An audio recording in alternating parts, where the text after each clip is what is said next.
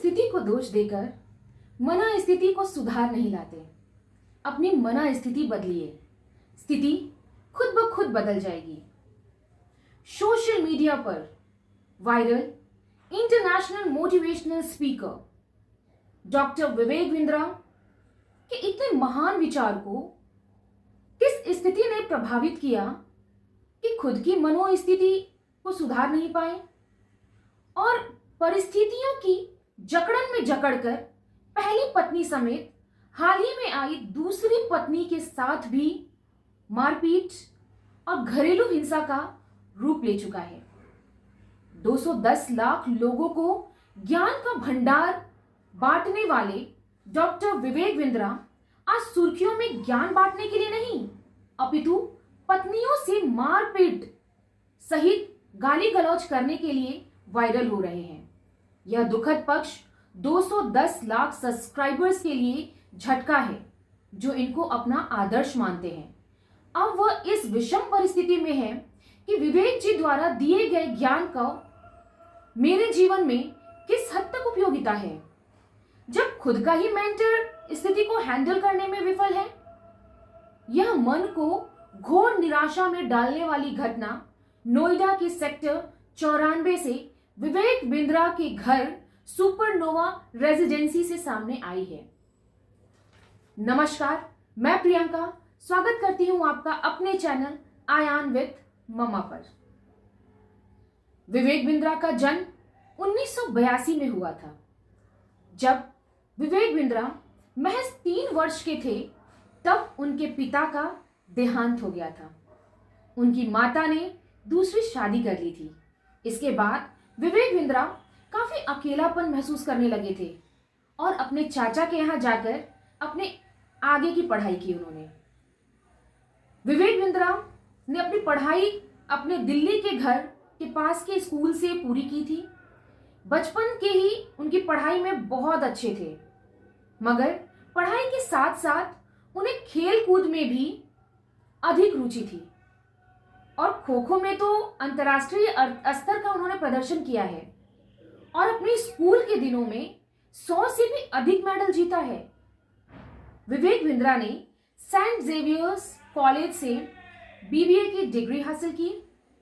वह एमबीए करने के लिए अमेरिका जाना चाहते थे, मगर पर्याप्त पैसा न होने के कारण उनका यह सपना अधूरा हो गया और 2005 में एमआईटी यूनिवर्सिटी नोएडा से एमबीए की डिग्री हासिल की थी।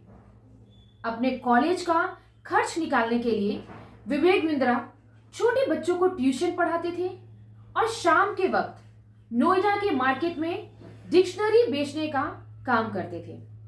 डॉक्टर विवेक बिंद्रा ने अपने परिवार के बारे में कभी भी कुछ नहीं कहा, मगर अपने ही वीडियो में उन्होंने एक बार कहा है कि जब वो महज 3 वर्ष के थे तब उनके पिता का देहांत हो जाता है। पिता का निधन होने के बाद उनकी माता ने दूसरी शादी कर ली और अपना एक नया परिवार बसा लिया, जिसमें विवेक को काफी अकेलापन महसूस होता था। बिजनेस और एंटरप्रेन्योर के क्षेत्र में सबसे बड़ा YouTube channel doctor Vivek Bindra का है। इसके अलावा उन्होंने एशिया का सबसे बेस्ट मोटिवेशनल स्पीकर का अवार्ड भी जीता है। उन्होंने विश्व की लगभग सभी बड़े ब्रांड के साथ बिजनेस ट्रेनिंग में काम किया है। वर्तमान समय में डॉक्टर विवेक बिंद्रा की एक कंपनी बड़ा बिजनेस है, जिसका मुख्यालय नई दिल्ली में है। हम ऐसा कह सकते हैं कि डॉक्टर विवेक बिंद्रा एशिया के सबसे बड़े मोटिवेशनल स्पीकर और दुनिया के सबसे बड़े बिजनेस यूट्यूब चैनल चलाने वाले व्यक्ति हैं। International motivational speaker Vivek Bindra पर उनकी दूसरी पत्नी के साथ मारपीट का आरोप लगा है। बिंद्रा के खिलाफ नोएडा में एफआईआर दर्ज की गई है। इसके मुताबिक विवेक ने कमरा बंद करके अपनी पत्नी को बेरहमी से पीटा है। इससे उनके कान का पर्दा भी फट गया है। बिंद्रा ने गाली गलौज भी की और पत्नी का मोबाइल भी तोड़ दिया। पत्नी यानिका का अस्पताल से एक वीडियो सामने आया है। इसमें वह पति की पिटाई से हाथ पैर पर पड़े नीले रंग को दिखा रही हैं। वह कह रही हैं, पिटाई से मेरी थाई भी नीली हो गई है, बाएं हाथ में चोट लगी है, इसमें कट का निशान भी है। पति ने सर के पीछे वाले हिस्से पर 30 से 40 चांटे मारे और उस दौरान मुझे कुछ दिखाई नहीं दिया और मैं गिर गई। आंख और चेहरे में सूजन है, काफी दर्द हो रहा है। वही विवेक बिंद्रा का भी एक वीडियो सामने आया है। इसमें वह सोसाइटी की गेट पर पत्नी के साथ नोक-झोंक करते दिखाई दे रहे हैं। एफआईआर के मुताबिक 6 दिसंबर को विवेक बिंद्रा की यानिका से शादी हुई थी, जबकि मारपीट की घटना 8 दिसंबर की है। इसके बाद यानिका को दिल्ली के एक प्राइवेट अस्पताल में भर्ती कराया गया है।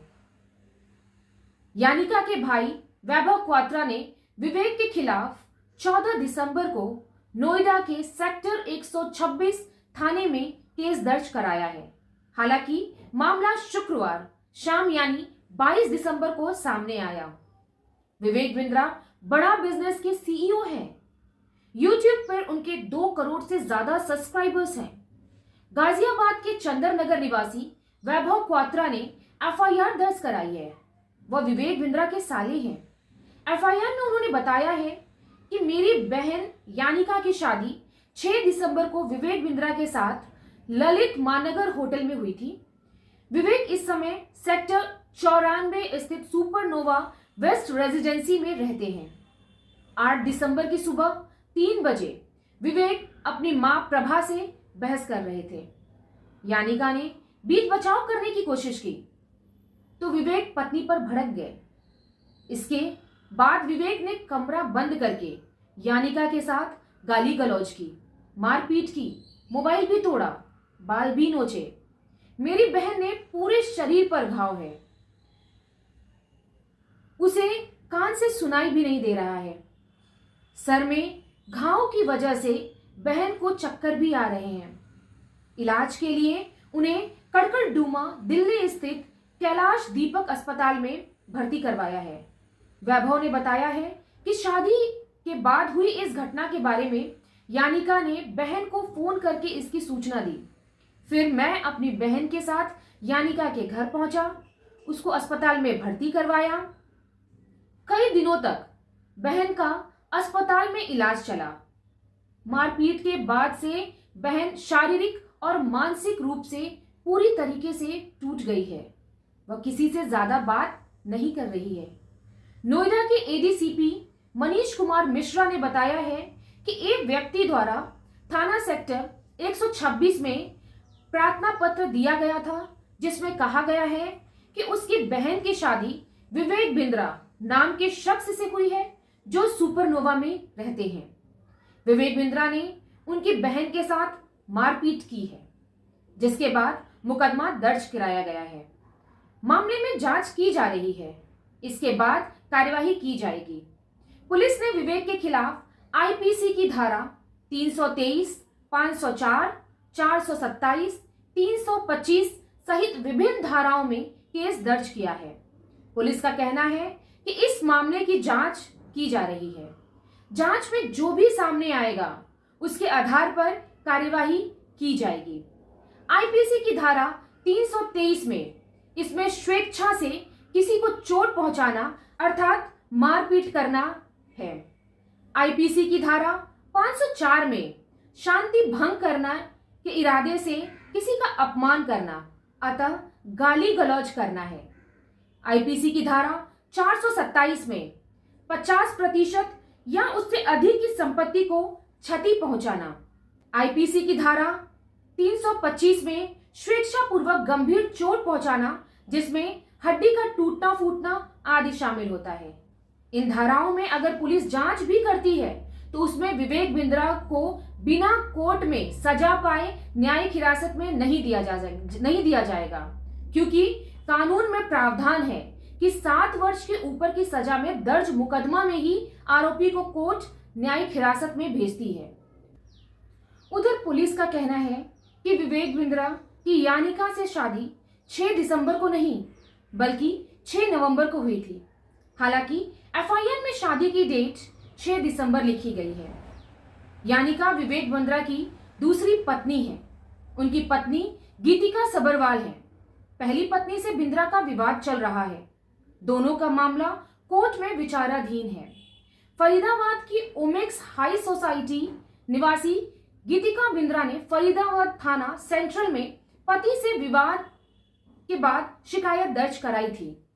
इसमें कहा था कि पति विवेक बिंद्रा के साथ कई साल से विवाद चल रहा है।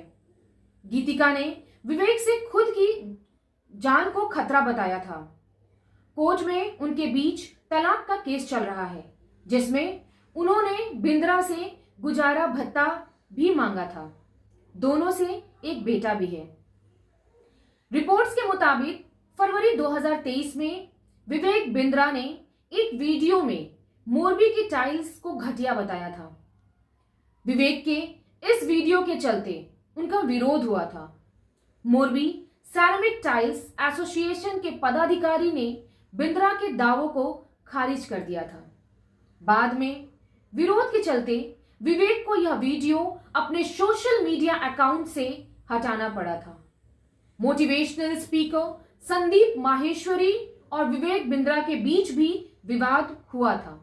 अब दोनों यूट्यूबर सार्वजनिक तौर पर एक दूसरे के सामने आ गए हैं और खुलेआम वीडियो डालकर एक दूसरे पर आरोप प्रत्यारोप लगा रहे हैं।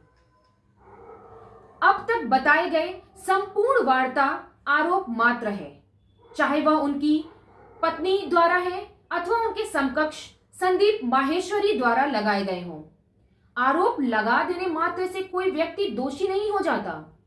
आरोप तो अमेरिका के प्रथम नागरिक अर्थात राष्ट्रपति के ऊपर भी भ्रष्टाचार के आरोप लगे हैं, तो क्या उन्हें दोषी मानकर पद से हटा दिया जा रहा है?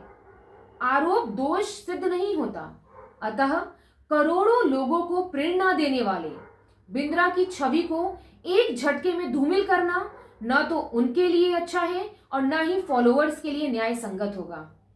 हमें पुलिस अन्वेषण तथा उसके रिपोर्ट्स का इंतजार करना चाहिए।